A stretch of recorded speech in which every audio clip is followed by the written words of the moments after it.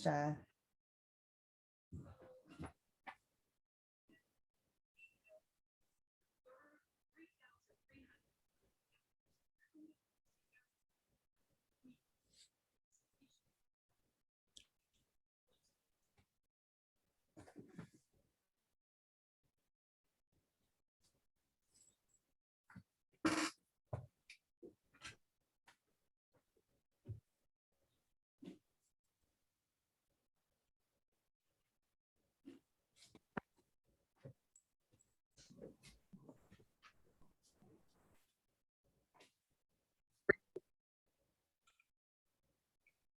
Dr. Gatlin, can you hear me? Yes, I can hear you just fine. Well, it's nice to meet you. Nice to meet you as well, DeVonna. Good morning, everybody. And I wanted to ask you if you're ready to be a star. Star. Yeah, Michelle, I'm starting off camera for the first 2 or 3 minutes, okay? I just wanted you to know that I was here. Okay, did you get kind of the rundown, the script part? I'm looking at it. Yep, I have it right here in front of me. Panelists and ask each of them to give like the brief intro remarks. And then I'm going to ask Dr. Edje if she'll start us off with an update on the current status Okay. of COVID numbers, you know, up or down, that kind of thing. And then We're live on Facebook, guys. oh, okay. Hey, Facebook. You guys are here for the pre-production. So we're glad Not you're live. We're not live yet. Tropicana, it looks okay. like you used Jan Michelle's link. So it's showing her name. Can you change the name on yours, please? Yeah, I sure can. I wonder why I was on twice. I was looking for myself. Like, I don't think they see me. Yes, I can do that. All right, I'll start the process to get us on Facebook. It'll take about 30 seconds or so.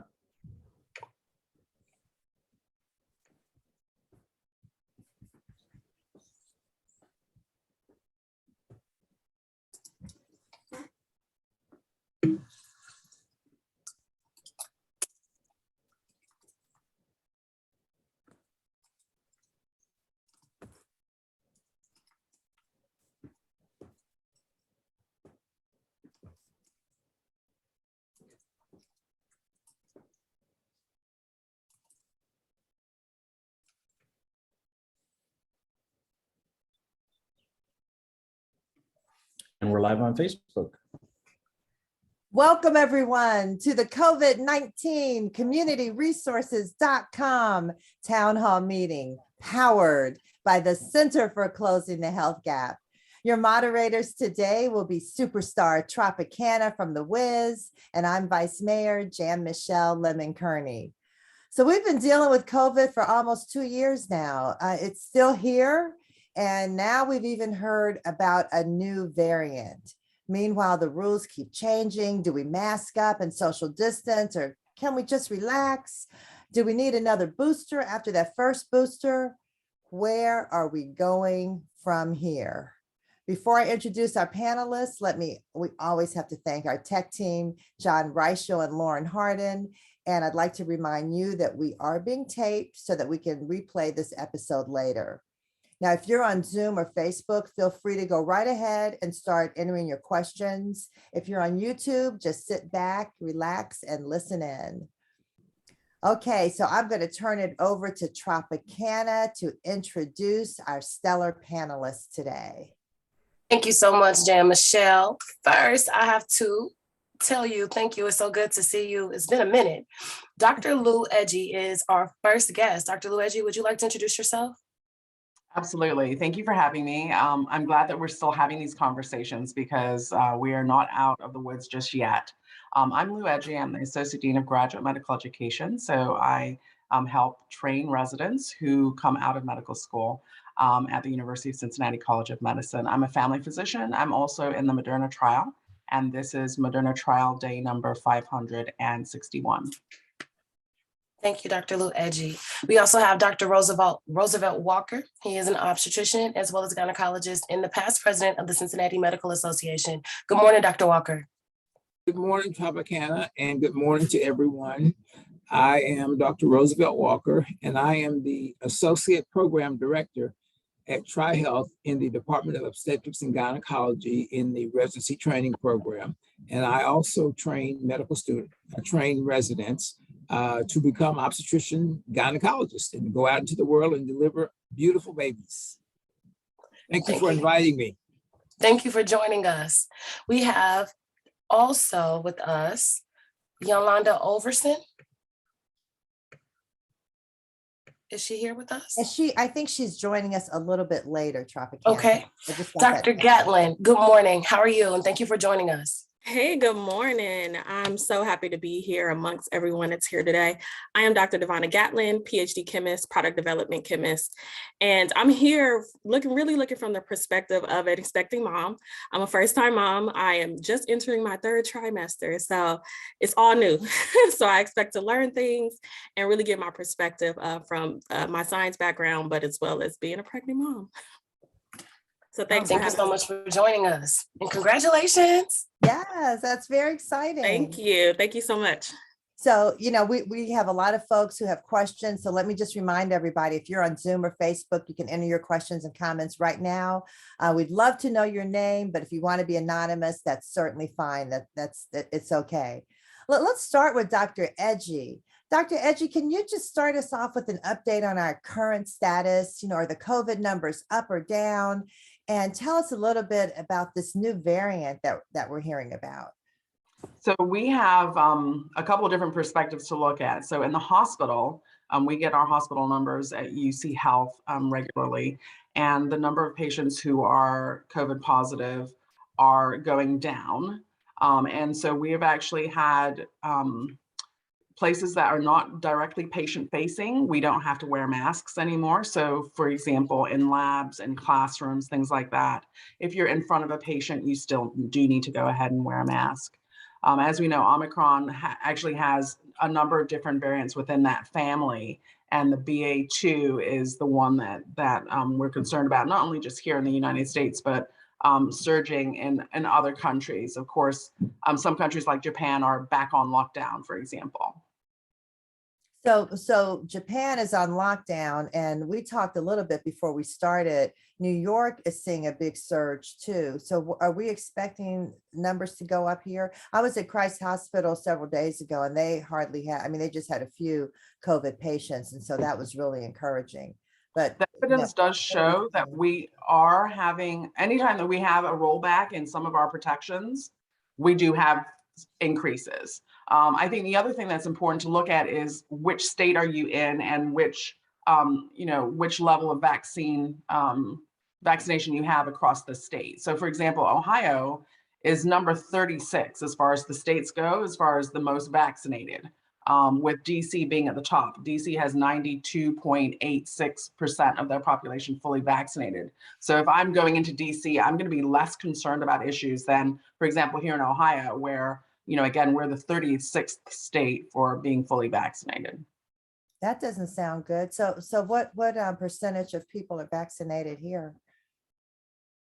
That's a great question. I don't have the full data on that. I can find it for you. Okay, we can come back to that. I just wondered because we were aiming for what was it 75% we were aiming for? Okay, so we're 65%. Okay, we still have work to do, Ohio. We got to get moving. Okay, well, let me, Dr. Walker. So let me ask you, with the new CDC guidelines, we keep getting changes. Can you kind of say where we are now with that? I know you all have to stay on top of this, especially, well, I guess all doctors do, but especially because you're dealing with pregnant women. And then we're going to ask Dr. Gatlin about, her concerns, but, how are we dealing with the changing rules? Well, the first thing that I would like to bring attention to is another part of the answer to your first question was, where are we as far as the vaccination rate for the state of Ohio? And I want to emphasize the next status for African Americans in the state of Ohio. Our vaccination rate is only 48.9%, which is the lowest vaccination rate in the state, 48.9%. And so the challenge for us is still here. We are still working as hard as we can to educate our people and to help our people understand that if we want to win this war, we have to get vaccinated. And we are, of course, particularly interested in African-American pregnant patients, and again, working to help them understand that there is no reason for a pregnant woman not to receive the vaccination. And the American College of Obstetrician and Gynecology recommends that every pregnant woman receive the 2 doses of the vaccination followed by the booster. Our studies have shown that there is no risk for pregnant patients taking the vaccination. It can be taken at any time during the pregnancy, early in the pregnancy, in the middle part of the pregnancy, in the last part of the pregnancy. It is safe to take the vaccination.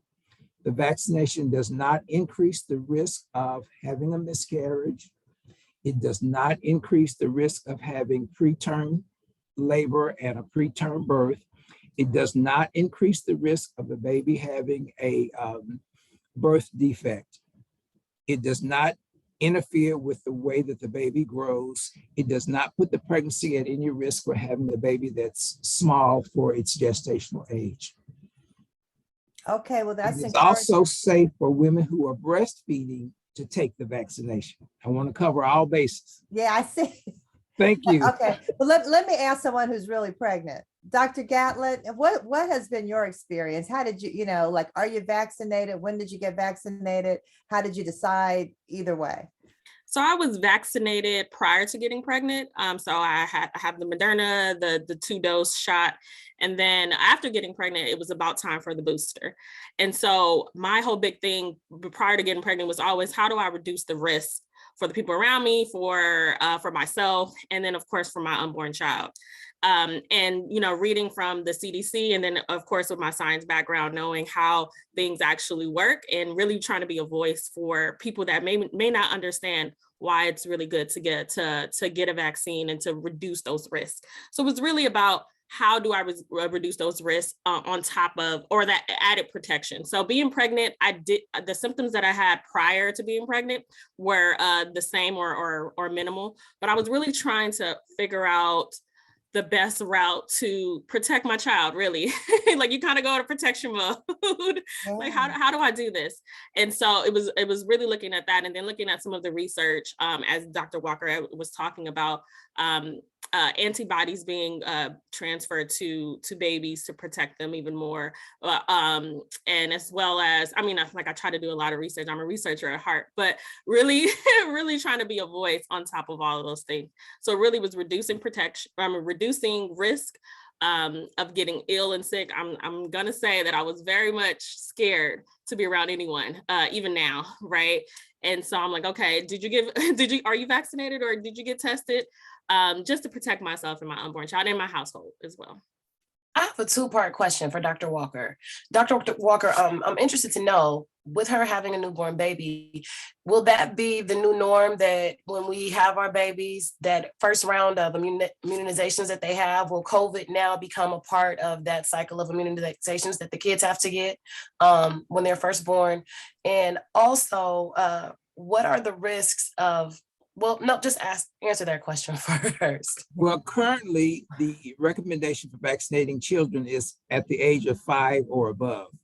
Okay. And from a personal perspective, I can tell you that my grandson turned 5 in March, and my son and his wife took him directly to the pediatrician's office to get that vaccination.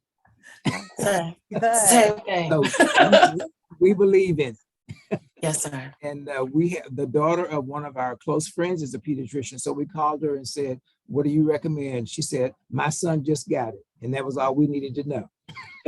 Now, Again, it's safe. It's safe. Get vaccinated, please.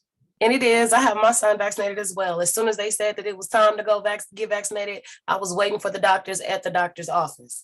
Hey, we here outside. Y'all here yet? Good morning. My second question, I'm curious to know, for pregnant women who have not been vaccinated, have we seen any like data or any information on how they are handling COVID, or how COVID affects a pregnant woman who is not vaccinated? What are the risks that they face? Well, I'm glad that you asked that question. And the first thing that I want to emphasize is that we are still seeing every week patients coming into the hospital who are pregnant and who are testing positive for COVID. And a lot of them are young African-American patients. So that's why I am so distressed and so concerned. And our research has shown us that, first of all, as African-Americans, we have a higher number of patients who are contracting the virus. And by itself, being pregnant puts you at risk for having more severe complications from the COVID vaccination. You get sicker, you're more likely to have to be admitted to the hospital. You are more likely to becoming seriously ill and having to be put in the intensive care unit.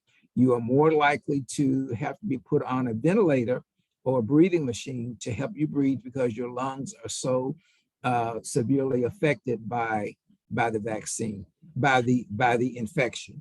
So again, we stress to you, it is extremely important to take the vaccination. Dr. Walker, I can only just imagine, with the amount of distress that your body goes through while having COVID, that it would maybe potentially heighten the risk of miscarrying. How does the mother going through the level of distress that COVID wreaks on the body affect the baby that they're carrying? Well, I mean, because being pregnant means that your defense mechanism, your body's ability to fight off infection, is decreased anyway because you're pregnant. So as I said before, if you get sick, you're much more likely to have severe complications. And if it's bad enough and the body is severely affected, it can disrupt a pregnancy, especially early in the pregnancy. So again, protect yourself and the baby by getting the vaccination. Essentially, the COVID-19 vaccine could prolong the ability or create that extra level of protection for you to have a safe pregnancy. Taking the vaccination protects you from getting the infection, and it decreases your risk of having a bad outcome. Thank you. Now, Dr. Gatlin, were there extra precautions that you took or that you are currently taking? Besides being vaccinated, definitely the 6 feet distance, but I'm also working from home, and I've been working from home for like the last 2 years. And so I think on top of, not going to work every day, but also whoever's in my household, so my partner, making sure he's vaccinated, making sure the people that I'm around, or at least keeping my distance, and of course having on a mask every store I go to and things of that nature, because it's just an extra layer of protection. I think we have to make sure we're stressing that, because people think that you get a vaccine and it's a cure, and that's not the message we want to send out there, but it's an extra layer of protection.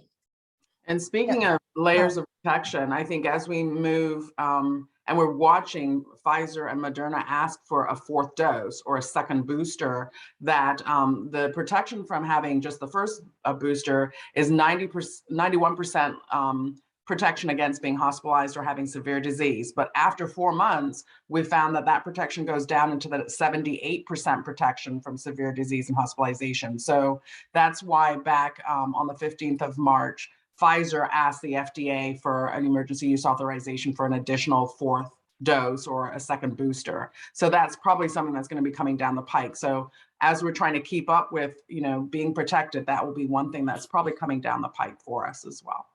Dr. Edje, I saw that article. I saw when they announced that. Will that be something that we can expect to continue, that we'll have additional boosters coming down the line as well?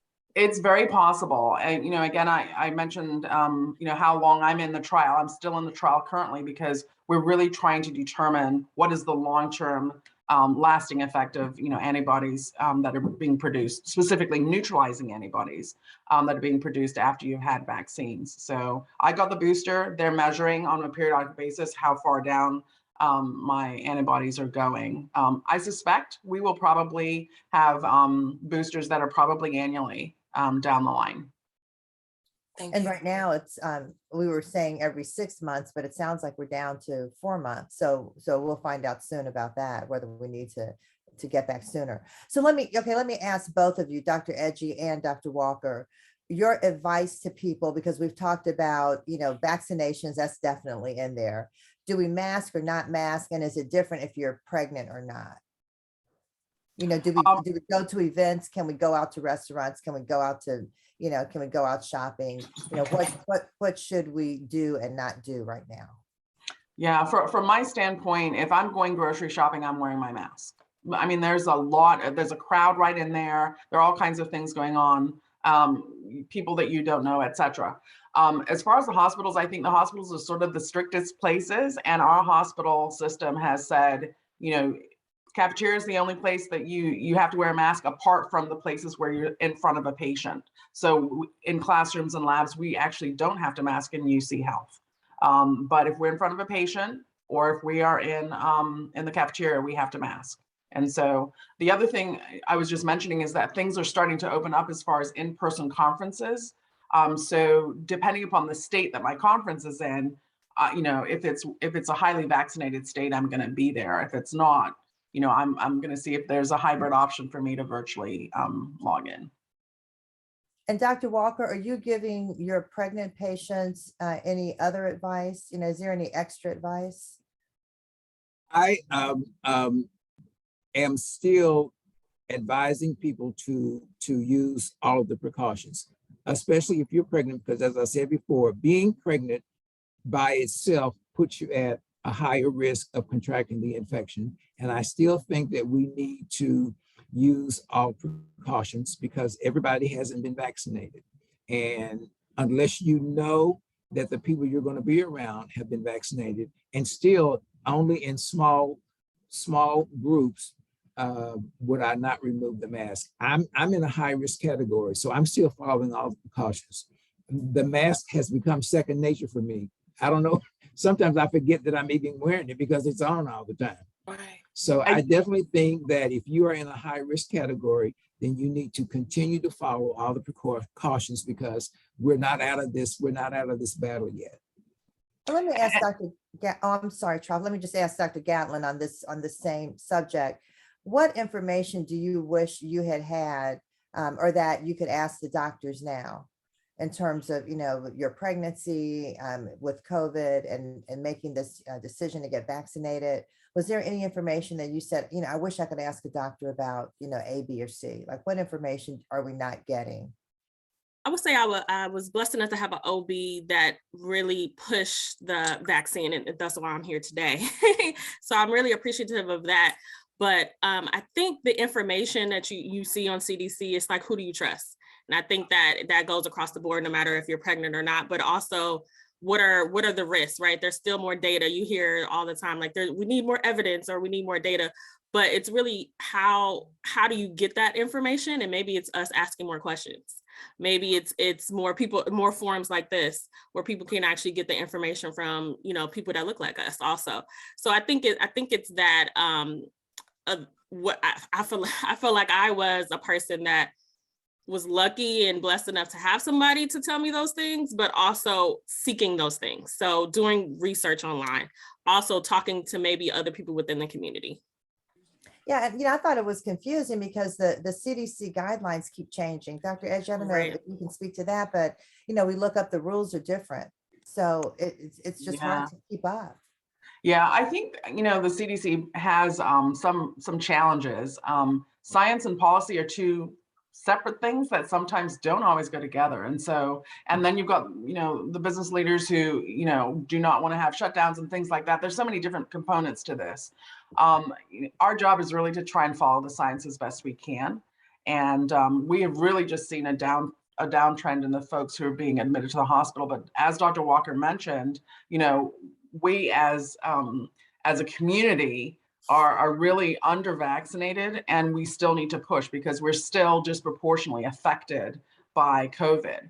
I have a patient who is going to be having a cardiac transplant. He's 35 years old because, he got affected. There are many different things that are concerning.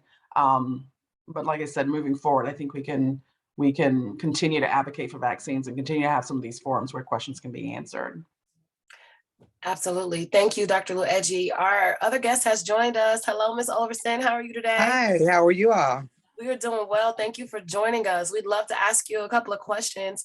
What did you go through as a mother and a grandmother? Can you tell us a story about how you encouraged your family to get vaccinated?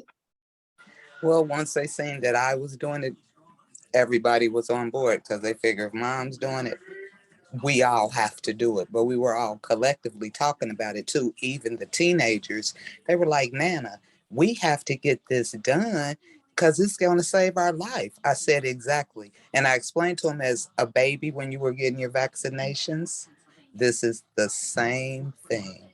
If it doesn't cure it, keep you from getting it, it'll make it more tolerable if you do. And ironically, my two daughters had it. One of them still having breathing issues. 3 of my grandchildren caught it, and they are just fine. No respiratory issues or anything. It's just the not knowing when you're dealing with it, the anxiety of it. Well, that was how it was, at least for me. So Ms. Overson, what information did you have that made you decide to get it? Because right before you came on, we were hearing about statistics and, we were trying to get up to 75% of the population vaccinated, but we're only here in Cincinnati at 65%. And then, and that's what Dr. Edje told us. And then Dr. Walker said, and by the way, for Black people, it's something like 48%. I mean, we are way, way low. Like DC has almost like 92%. I mean, they're way up there. And here we are, Black folks in Cincinnati at 48%. A lot of them don't take it serious enough. They say it hasn't happened to me, so it's not gonna happen to me. But when it happens to people around you in your family, it'll affect you a lot differently. And some people has to have that hard hit of the effect of it in order to say, wow, guys, I didn't do it. I should have, but you all need to. So what are you hearing from people, maybe your friends or neighbors and maybe other family members who are saying, like, I'm not getting this vaccination. What reasons are they giving? How do we know that it's gonna work? Or how do they know what to do or what to put in this medicine to make it work? Like I tell them, I'm not a scientist. I'm just a human, just like you and them. But if we don't try something, we won't know anything. Mm-hmm. So we have to try something. And like I told my kids, I'm getting it. I'm getting it. You guys need to be on board. You see the effects of, what has happened. People dropping dead. I mean, literally, people we know in the neighborhood dropping off, like, passing away. And it's from, well, at the time it was, from them dying from COVID. I can't take that risk, and I don't want to get anyone sick. So if I protect myself, I'm protecting others, hopefully. It's so unfortunate, Jan Michelle, because that genuinely is the disposition that a lot of people who are unvaccinated have. They are genuine. Some of them are saying, I had COVID and it was terrible. Then I got a second bout and it wasn't that bad. If this is all it is, then I don't have to get vaccinated because I'm fine. They're not really looking at that risk of how they can pass that virus to others and how that affects other people. It's kind of like a level of non-empathy for other people in consideration. Thank you. Yep, in consideration. I think the other thing is that they're banking on the same variant being the one that will hit them next time. I had this variant, it didn't bother me, I'm going to be fine. The thing about it is variants are changing, and the next variant. That new BA, what is it, BA.2? Yep, that's right. So, again, depending upon the variant, your experience can be completely different as well. So Dr. Edje, can you speak to some of the Wow. symptoms that people are experiencing with the new variant and how it is affecting people?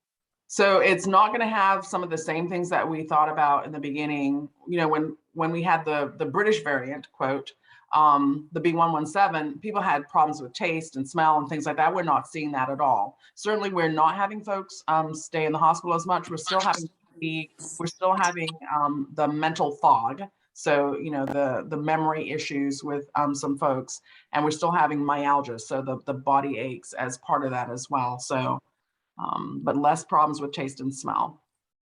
So is that because it's you know, not as potent as like as we go down the line with viruses, like they become less and less dangerous, less and less strong?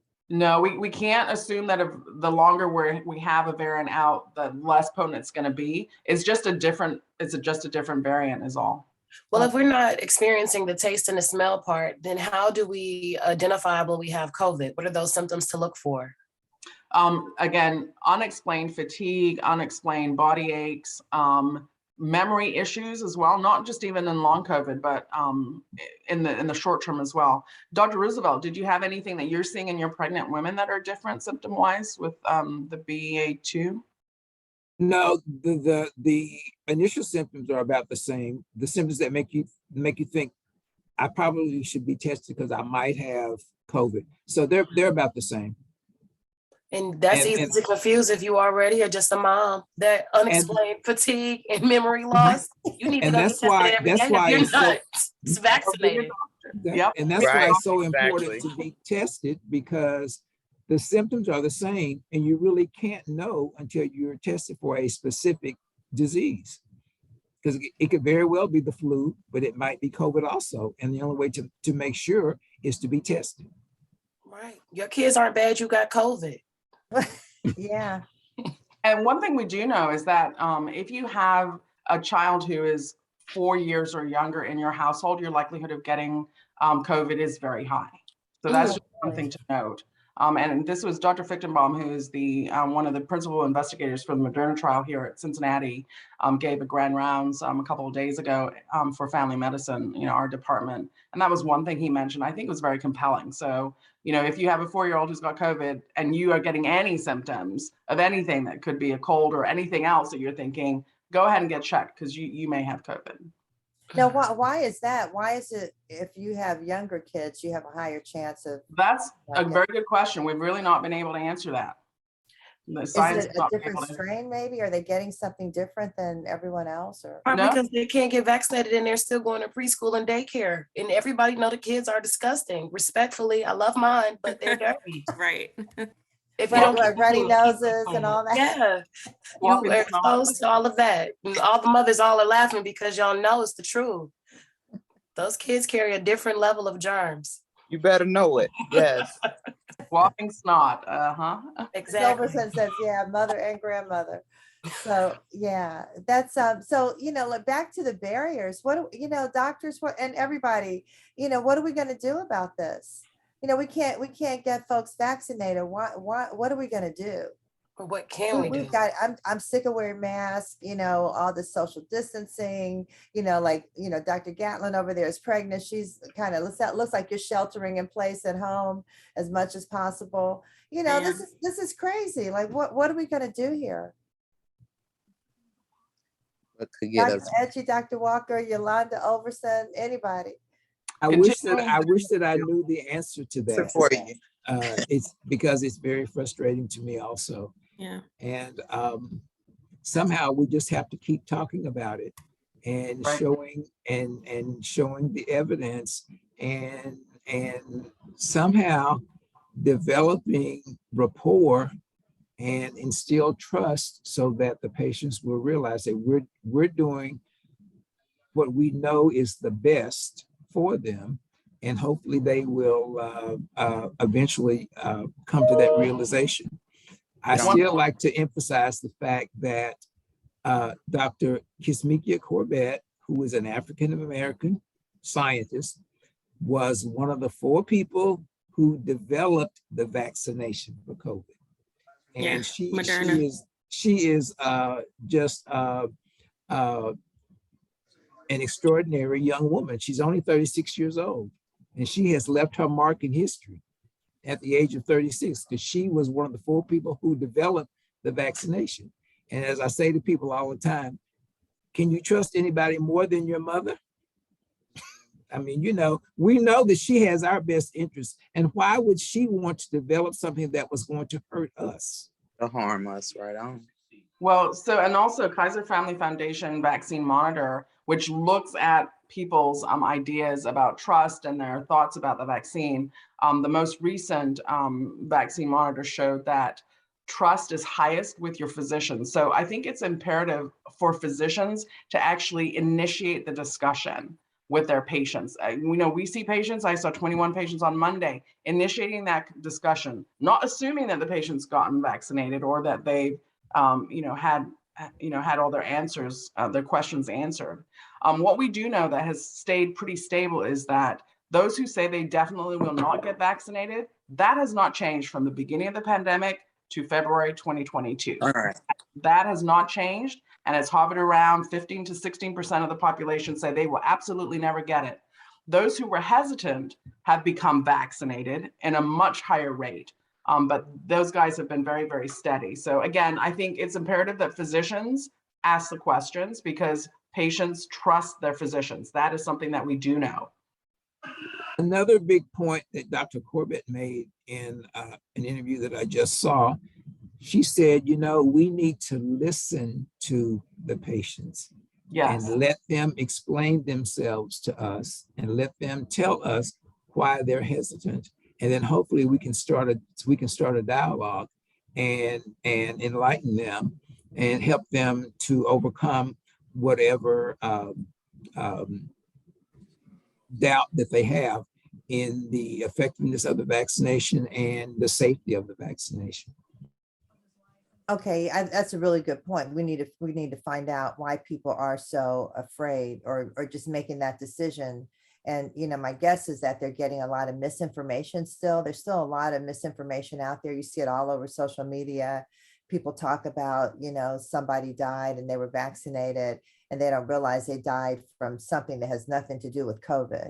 You know, COVID doesn't keep you, you know, the vaccination doesn't keep you alive forever. People still get whatever diseases we've been getting. In addition to that misinformation, a lot of people do not have access to healthcare. There's a lot of people who do not have a primary care physician, and they do not go to the doctor regularly. They just, you know, treat themselves at home with ginger ale and aspirin and Tylenol. So I think that there's a big part of that missing as well. On top of the people who are, I had a conversation and it was very heartbreaking with a gentleman not too long ago, Black man, probably about 29 or between 29 and 31 years of age. And he said that he had a physician that was not Black and that his primary care physician always felt like he felt like his primary care physician didn't see him, that he didn't really acknowledge him, and that he could tell that he intimidated his physician, that his physician did not really take the time to look at him, and that deterred him from going to the doctor and even kind of trusting the medical profession. Because when he would go in, he would tell him, hey, my leg is hurting, and he like, oh yeah, you're fine. Oh, you strong, you'll be able to push through it. And just the care that he received from a physician that was not of the same race from him kind of gave him a bad taste from the hospital experience. He felt like as a Black man that his non-Black physician kind of made him feel like he was scared of him. So they don't go back to the doctor. So you are facing a whole sect of a generation and people who don't necessarily trust their doctors because they don't feel like their doctors care about them as well. So I think that's true for any relationship with a physician. If you are not comfortable with your physician, you're not empowered to bring forth all of the detail that they need to hear to help you get better, to make a diagnosis for you, then you need to consider switching your physician and be empowered to do that. I think a lot of people feel like, you know, it's too much of a hassle to change. I'm just going to come here and get what I need and go. You need to have a relationship with your doctor where you're able to ask questions, get those questions answered, to understand what the diagnoses were, and to be able to feel free to answer the most detailed questions and personal questions about you. Because that's the only way we can come to an answer as to what's going on in your life and to help you out. So again, feel empowered to switch. You know, there's nothing wrong. There are thousands of doctors out there. If you need a new doctor, seek a new doctor, because that relationship should be one of the most important relationships that you have in your life. And then Absolutely. here's a And- problem with that. Let me just say that, Dr. Walker, you've pointed this out on previous shows, and Dr. Edje, you have too, that only 4% of physicians are Black. So we're talking, and Tropicana also brought up the issue about access to healthcare and how some people don't have physicians. So some people don't have physicians, period. And then if people want, a physician that's like them, and we're talking about Black folks not getting vaccinated, they're not out there. We don't Well, have them out there. And a lot of them don't have insurance. I'm going to say that Yesterday. yesterday we had match day. And so what that meant is that we have doctors who found out where they're going for their additional training after medical school. We have new doctors graduating every single year. And it's not going to be the same batch of doctors. We get new doctors every single year into our communities. And so again, just double check. Has anyone graduated? Is there anybody new? We just from UC, we had a Black gentleman who became, he's actually going to do orthopedic surgery. Excellent. Just really, really proud of that gentleman. In 4 years, he's going to be, an orthopedic surgeon. 5 years, he's going to be out in his own practice, et cetera, et cetera. All of these things are important to note. So. In addition to what Dr. Edje has said, I want to bring our audience's attention to the Cincinnati Medical Association.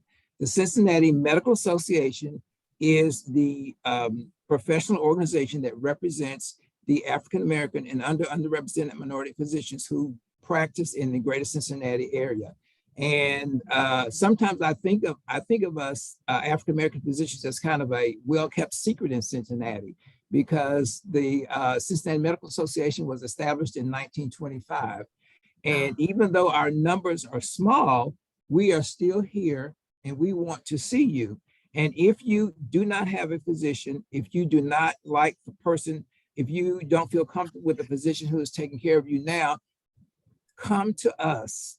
And the Cincinnati Medical Association is on, you can find us by just going to Google.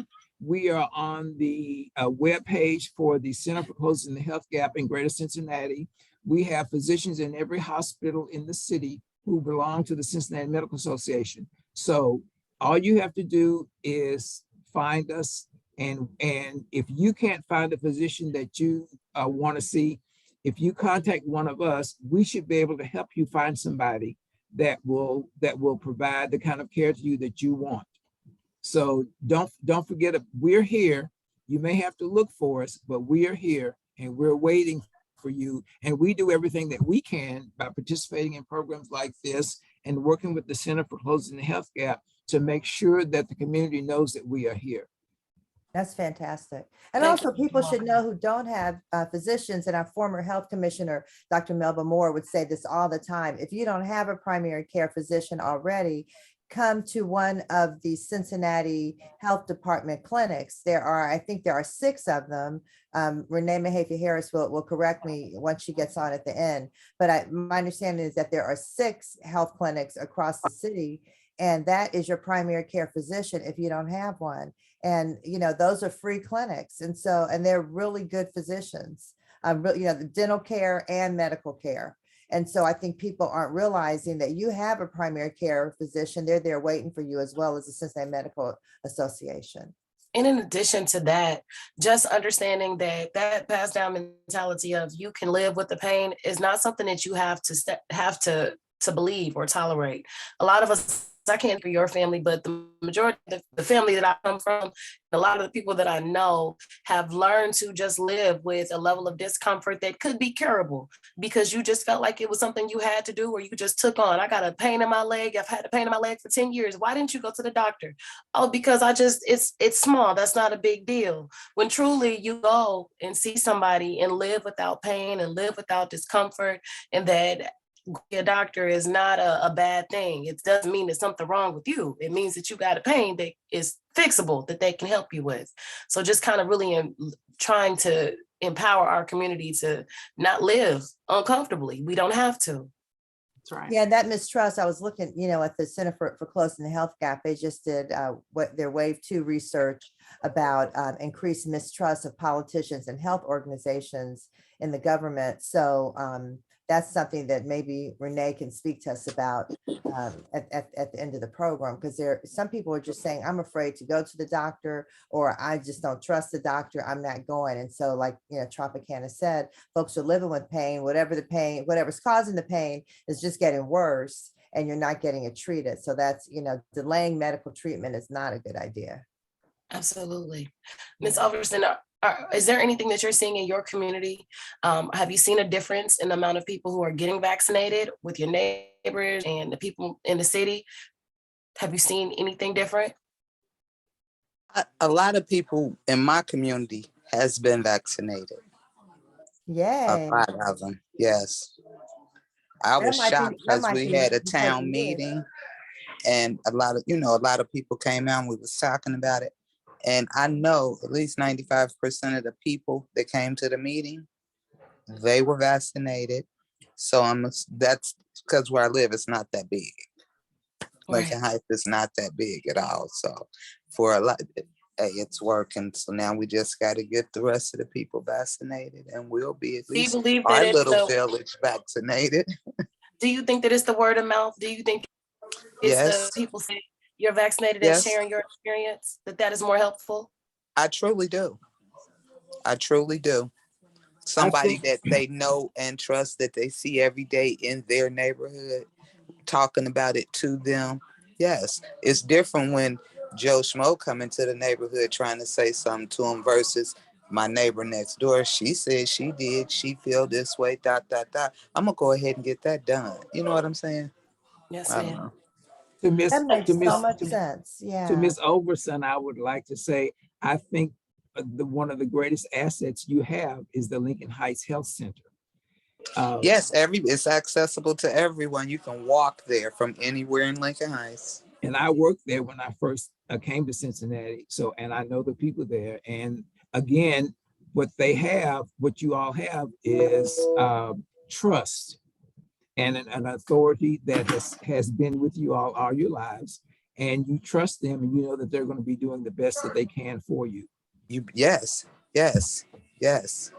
And generally, you know how when you make a doctor's appointment, it could be 3-4 weeks out. When everyone was calling to get their COVID tests done and their shots done and everything, it was like pretty much later that afternoon. Wow. Dr. Getting people in. With them easing the mask mandates, and everybody just we have this conversation every time, but I just have to ask you again, with people caring less and less about COVID, not everybody, but that population that does, and with mask mandates being mandated to be eased, what are our best practices to protect ourselves moving forward with COVID? How do we live with where we are right now? What are your suggestions? I say put a mask on when you in a crowded place. Same precautions that Dr. Walker said earlier. Apply. In other words, don't worry about the mandates, keep your mask on. Right. I mean, you really can't like mandate what other people do, but you can figure out how to protect yourself. And so that's my number one thing. How do I reduce the risk for me? Because I can't control everybody else.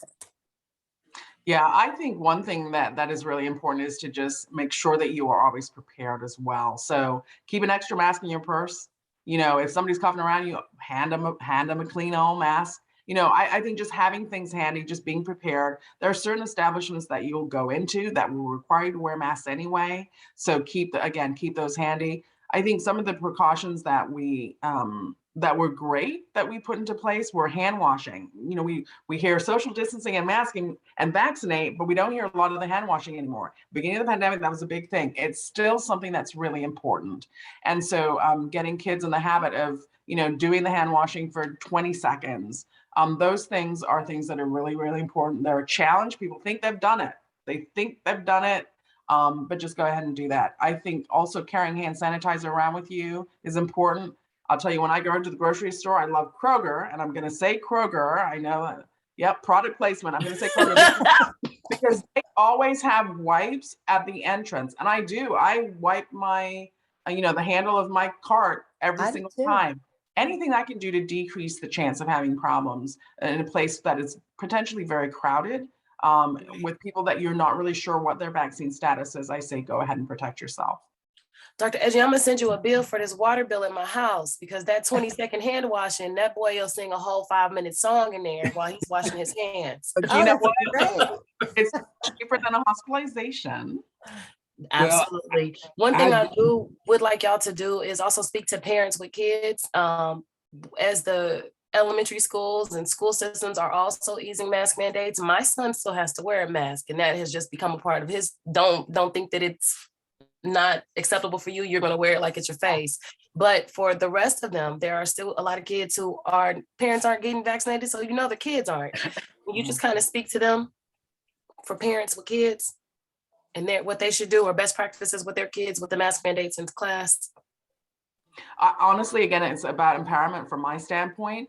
Kids feel a lot of peer pressure. And, if kids start laughing at you because you're wearing a mask, you have to be a parent that fortifies that child so that they feel empowered to wear that mask and just do it if they need to. If they feel they have to, if it's something that a parent has told them to do, then to continue doing that. I think we have to balance, and I think why the schools have started moving toward not having that is that mental health of the children has been something that has come up and been an issue.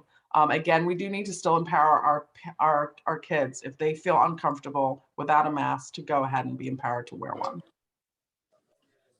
Yeah, that's tough. That's tough with the mask mandate being lifted. And like Tropicana said, so many of the kids are not vaccinated. And I'm not sure what kind of policy will be put in place there, but that's a dangerous combination. It really is. It really is. And then they're kids. We have grownups who won't go get vaccinated. So we got grownups who won't wear a mask. So just knowing that for a child, when they come home, my friends don't have to wear a mask. Why am I still wear one? Because we want you to stay alive. We want you not to bring that home. So absolutely, it's encouraging to first their kids, regardless of what the school system or the government is telling you, to take your protection as your first priority yourself. Yeah, it's hard. Dr. Walker, you were saying wearing a mask is just second nature to you. I still struggle with it. And the minute I get outside, I rip it off because I'm so happy to, have the open air to breathe. But, so I'm still struggling with the whole mask thing. And I think many of us are. I mean, it's really tough. But you wait until you get outside. Yeah. You're wearing it at the appropriate times when you have to. And that's what you have to think about. And the other thing is the hand sanitizing, as Dr. Edje said. I keep sanitizer in my car. And as soon as I get back in my car, the first thing I do is apply sanitizer to my hand. And that might help you save a little bit of money, Tropicana, if you just put a bottle of sanitizer in each room. Because that hand sanitizer is all over my house. And when I'm in the hospital and I'm walking down the hallway, every time I see a sanitizer, I take a dip, whether I've touched anything or not, just because it's there. So yeah, we're all operating at a certain level of paranoia, but we have to protect ourselves. I don't think that you can do too much. Well, I was going to ask Dr. Gatlin, are you, I know as we said, you're not absolutely sheltering in place, but you're spending a lot of time at home. But, for your pregnancy, you've got to go out to the doctor's office, eventually to the hospital. I'm assuming you're going there for your delivery. How are you feeling about that? I won't say I'm as nervous as I probably was in the beginning because it's all unknown. I think it's the pregnancy land and is unknown, right? So how do I continuously take those precautions? So hand sanitizer in my house, wiping down surfaces if people come over, or even when I go out, like I said, I can't predict what other people are doing or if they're vaccinated or if they washing their own hands or anything like that. So how do I protect myself is really been my focus and reducing that risk. So of course, getting vaccinated, wearing my mask, social distancing, and then definitely working from home. Yeah. Now, Dr. Walker, she just made a very valid point. I'm curious to know, do you have advice for new moms with newborns protecting their child? We already don't want anybody touching our babies, but what are your thoughts for newborn babies and new moms? The first thing that I would like to say is that in the hospitals, the guidelines haven't been relaxed that much. And we are still taking all the precautions for patients who are admitted to the hospital. everybody, if you're taking care of patients, you have to wear a mask. You still have to follow all the guidelines about hand washing and sanitizing. And as a matter of fact, at Tri-Health, we have a system of badges now that all the personnel have to wear. They're still distributing them to everybody, but when you walk into a patient's room, if you didn't sanitize, it's picked up by this badge. So at the end of the day, they can tell you how many times you walked into a patient's room and you didn't sanitize. And when you walk in and as you walk out, you're supposed to Wow. sanitize. And that's being monitored now electronically. So you can't say you did it when That's good to know. Yes, it is. That's good to know. And the number of visitors that patients can have, especially on the maternity unit, is still being monitored. We were down to, during the height of everything, only one patient could come in the room, and that patient had to stay for 24 hours. You couldn't switch out like people do all the time. You couldn't go out and sit in the reception area for a few minutes and eat some snacks and then come back in. It was just that one person. And now we have 2 people can come with the person who's in labor. But again, those 2 people have to stay for 24 hours. You can't switch out. Wow. And they have the same type of restrictions in the nursery and in the neonatal intensive care unit. It's still being monitored very, very closely. And we're still taking all the precautions that we can to protect mothers and babies. Should there be a higher level of awareness or a different level of practice for people coming home with NICU babies, the neonatal babies coming home? Should parents, because their babies are sometimes immune compromised, should they have a higher level of practice of kind of keeping their kids away while we are still in this COVID pandemic? Well, I really can't answer for pediatricians because I'm not a pediatrician, but I certainly would expect the same precautions to be taken at home as you would in the hospital, especially if you know that your baby is at a higher risk of developing an infection. Absolutely. Thank you. You know, we are getting short on time. And so we'd like to give all of our panelists a chance to make some final comments before we close out and go to Renee Mahaffey-Harris. So panelists, let's start with Miss Olverson. It looks like she has not. Oh, she dropped off. Okay, Dr. Gatlin. I would say I learned a lot today, and I really appreciate all the information here. But like I said, going back to being pregnant, it's all the unknown, taking my precautions, and also just being a voice for people that, maybe don't trust their physicians or maybe don't have this forum or people to talk to. So I'm really grateful for everyone here today, but also I don't know, I'm overwhelmed because being pregnant is scary in itself, but then you have COVID, you have a pandemic, you have all of the things that go along with it, along with decision fatigue. So yeah. I am grateful to be here, but also thank you to everyone with all the information. And hopefully I was able to bring something to the table as an expecting mother, a first-time mom. Absolutely. Absolutely. I'm so excited for you. Congratulations. Your life is about to change. It's going to be amazing. I know. He's been kicking me the whole time. So. He's a star already. Dr. Edje, do you have any final remarks? Yes, first of all, congratulations to you, Dr. Gatlin. This was 23 years ago for me, so the first baby. But my advice would be to go ahead and get vaccinated if you're not vaccinated, and to keep an eye out if you are vaccinated for what we find out about needing a 4th shot, a second booster, because that may be something that is needed. If it is, please go ahead and get vaccinated with that one too. All right, Dr. Walker. Dr. Walker, we haven't had a sorry. I'm still trying to catch up with the 21st century. What I say. But first and foremost and always, please get vaccinated. Please get vaccinated. And to Dr. Gatlin, I just want you to know that being scared is normal. Okay. That's encouraging. Thank you. When we had our first kid, and people ask me, well, did you deliver your baby? And I said, no, I didn't want to be the obstetrician. I wanted to be the husband and the father. Right. And for our kid, I didn't try to take care of my kids either. If they fell and scraped their knee, call a pediatrician. If they cough, call the pediatrician. Right. So it being scared is normal. Welcome And to the Dr. team. Walker, I Team just want to Club, Mom emphasize, Club. yeah, Dr. Walker, I just wanted you to emphasize again that pregnant women need to get vaccinated. Yes, definitely. Okay. Now, before we turn it over to our fearless leader, Renee Mahaffey Harris, Dr. Walker, can you give us information on where to find the Cincinnati Medical Association for people who need a doctor or who need help? As I said before, we are on the webpage for the Center for Closing the Health Gap. And also you can just Google the Cincinnati Medical Association and all our information comes up. Thank you so much. All right. And now, ladies and gentlemen, Oh. no, good afternoon, Stop it. Renee Mahaffey Harris.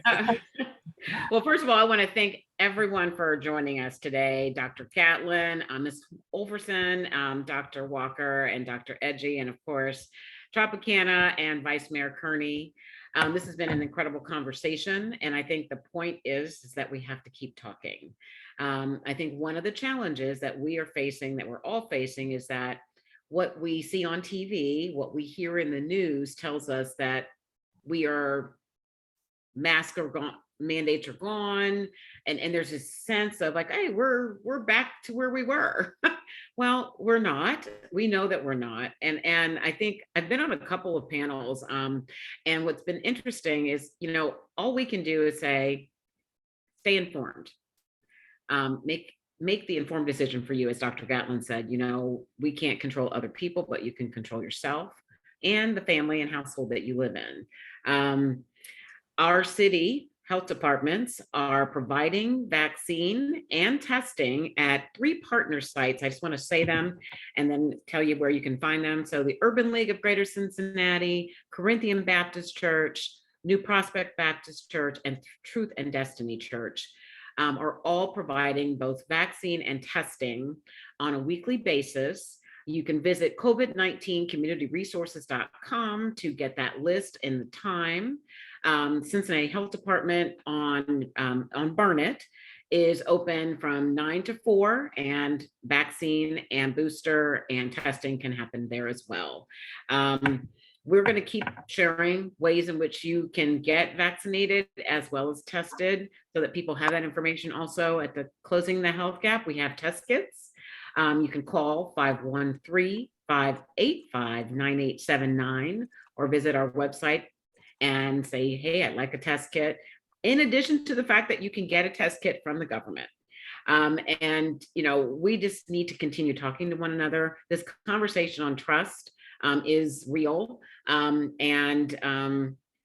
We're fortunate that we have such incredible physicians from the Cincinnati Medical Association who are working together with us, with many organizations, to make sure we stay informed. So all I can say now is we have to continue to work to save us and take the precautions that you feel. You walk in a room, you feel uncomfortable, get your mask on. And we have to keep doing that. We have to do it for ourselves and for our children. I thank you all, and I wish everybody a blessed day. And again, let's continue to work to save us.